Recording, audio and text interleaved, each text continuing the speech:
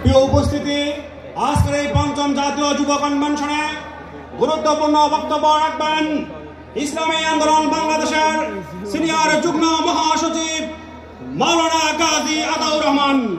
মাওলানা গাজী আতাউর রহমান।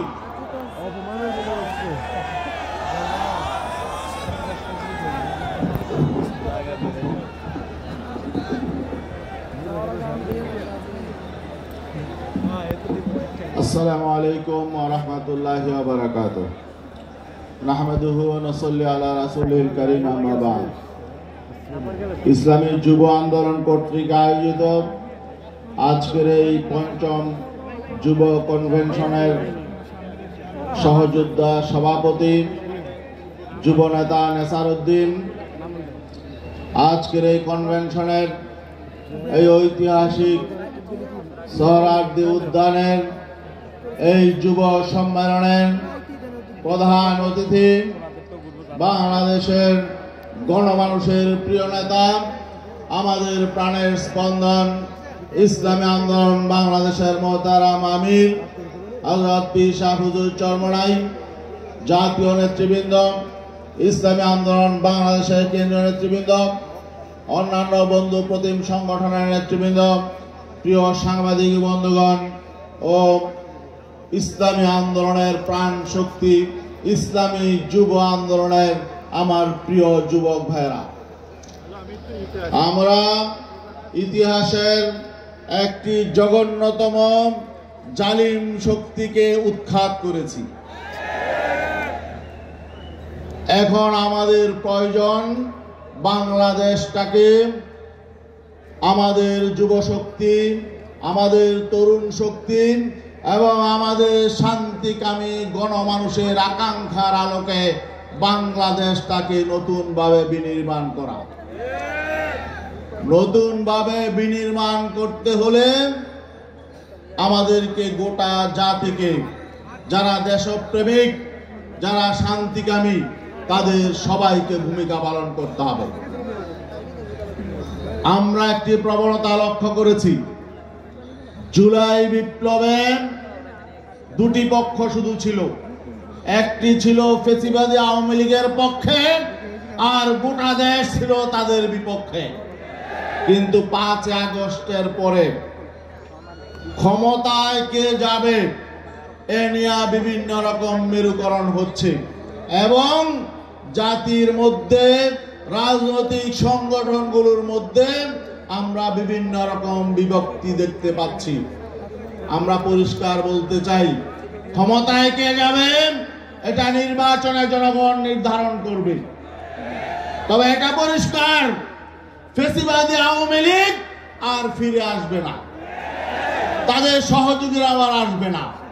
অতএব ফ্যাসিবাদ বিরোধী আন্দোলনে যারা রাজপথে ছিল, ভূমিকা পালন করেছে, যারা গত 15 বছর জুলুম নির্যাতনের শিকার হয়েছে, তাদের মধ্য থেকেই কোন রাজনৈতিক শক্তি ক্ষমতায় যাবে, এটাও পরিষ্কার। এদের মধ্যে আমরা দেখতে পাচ্ছি বাংলাদেশের জনগণের মধ্যে দুটো শক্তিকে নিয়ে আলোচনা হচ্ছে। একটি শক্তি বিগত দিনে কয়েকবার ক্ষমতায় ছিল, আর একটি শক্তি হলো বাংলাদেশে ইসলামপন্থী শক্তি। আমি যারা বিগত দিনে, আমি নাম বলতে চাই না, বিগত দিনে যারা 3-4 বার ক্ষমতায় ছিল, এখনো যারা মনে করছে ক্ষমতায় চলে গেছে, এদের প্রতি আমি বিনীতভাবে বলতে চাই, জনগণ মনে করে, আমরা মনে করি আপনারা অতীত থেকে শিক্ষা গ্রহণ করেন নাই, আপনাদের অতীত চরিত্র পরিবর্তন হয় নাই, আপনারা সংশোধন হন নাই।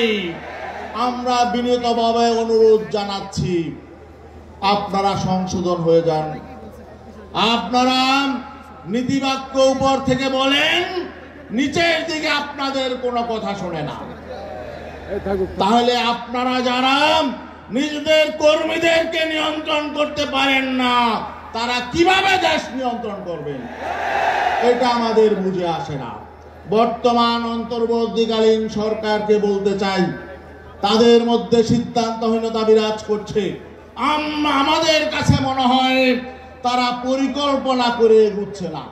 যেদিক থেকে তাদের উপরে চাপ আসে তারা ওদিকেই হেলে যায়, এটা তো ঠিক নয়। গতকালকে প্রধান উপদেষ্টার সাথে আমাদের একটি বৈঠক ছিল।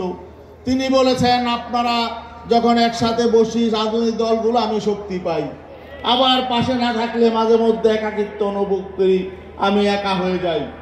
তার মানে তিনি এখনো পর্যন্ত নিজের উপর আত্মবিশ্বাস নেই। আমরা পরিষ্কার বলতে চাই, আপনি জুলাই বিপ্লবের পরে ঐক্যবদ্ধভাবে জনগণ আপনাকে গ্রহণ করেছিল, আপনাদেরকে বসিয়েছে। আপনারা যদি নীতি আদর্শের আলোকে জুলাই বিপ্লবের চেতনা ধারণ করে আপনারা কঠোরভাবে রাষ্ট্র পরিচালনা করেন, তাহলে গোটা দেশ আপনাদের সঙ্গে আছে, আপনাদের ভয়ের কোনো কারণ নাই। আর একটা বিষয় আমি বলতে চাই, আমাদের বাংলাদেশের ইসলামপন্থী যে সমস্ত রাজনৈতিক সংগঠনগুলো আছে তাদের প্রতি আমাদের অনুরোধ হলো, জনগণ মনে করছে বাংলাদেশের সকল ইসলামপন্থী শক্তি যদি ঐক্যবদ্ধ হয় তাহলে আগামী নির্বাচনে জনগণ ইসলামপন্থী শক্তিকেই বিজয়ী করবে। অতএব আপনারা জনগণকে হতাশ করবেন না, আপনারা কোন দুর্নীতিবাজের সহযোগী শক্তি হবেন না, কাউকে ক্ষমতায় যাওয়ার জন্য নিজেরার সিঁড়ি হিসাবে ব্যবহৃত হবেন না। সর্বশেষ আমি আমাদের এই যুব আন্দোলনের